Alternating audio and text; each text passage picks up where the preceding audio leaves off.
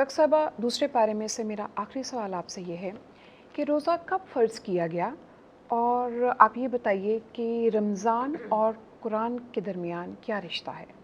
रोज़ा 3 हिजरी में फ़र्ज़ किया गया और फ़र्ज़ियत की आयत जो है वो सूरह बकरा की 185 है, जिसका तर्जुमा है कि ये जो रमज़ान का महीना है जिसमें कुरान नाजिल हुआ, जो लोगों का रहनुमा है, हिदायत की खुली निशानियाँ हैं और अलग अलग करने वाला है। तो जो कोई तुम में से इस महीने में मौजूद हो, उसे चाहिए कि महीने के पूरे रोज़े रखे, और जो बीमार हो या सफ़र में हो तो दूसरे दिनों में उनका शुमार गिनती पूरी कर ले।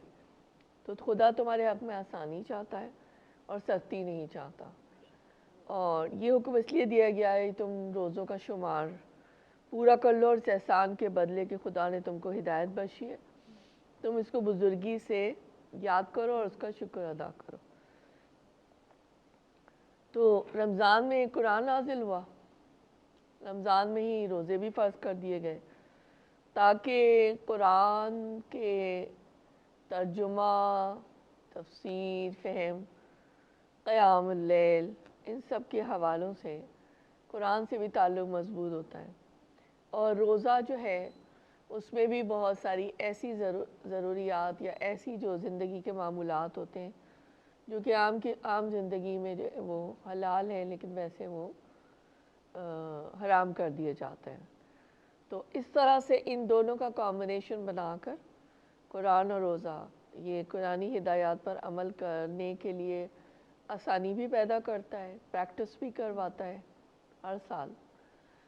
और फिर ये कि इस तरह ये कि हम अल्लाह के शुक्रगुज़ार बंदे, अताअत गुज़ार और तक़वा पे चलने की कोशिश या मुत्तकी बनने की कोशिश में सरगर्दा हो जाते हैं। तो लिहाजा जैसे कि मैंने कहा, मैं दोबारा रिपीट करूँगी कि तक़वा या मुत्तकी हम कैसे बन सकते हैं, तो रमज़ान और कुरान का यही रिश्ता है कि वो मददगार साथ है। और ये भी कहा गया है ना कि या अय्युहल्लज़ीना आमनू कुतिबा अलैकुमुस्सियामु कमा कुतिबा अलल्लज़ीना लअल्लकुम तत्तकून, कि ये तुम पर रोज़े फ़र्ज़ किए गए जैसे कि पिछली कौमों पर फ़र्ज़ किए गए थे, ताकि तुम जो हो वो परहेज़गार बन जाओ। वो हमारे लिए एक प्रैक्टिस हो जाती है साल में एक दफ़ा ना। लेकिन इस प्रैक्टिस का ये मतलब नहीं है कि जैसे कि हमारे यहाँ मस्जिदें भी सारी खाली होती हैं सारा साल, लेकिन फिर रमज़ान में भर जाती हैं। तो इसी तरह मर्द और औरतों दोनों के लिए ये सोचने का, हमारे लिए, मेरे और आपके लिए भी सोचने का मुकाम है कि हम इस तक़वा को दवाम दें, इसको सस्टेनेंस दें और इसकी प्रिजर्वेंस करें और कोशिश करें। अल्लाह ताला हमें अमल की तौफ़ीक दे।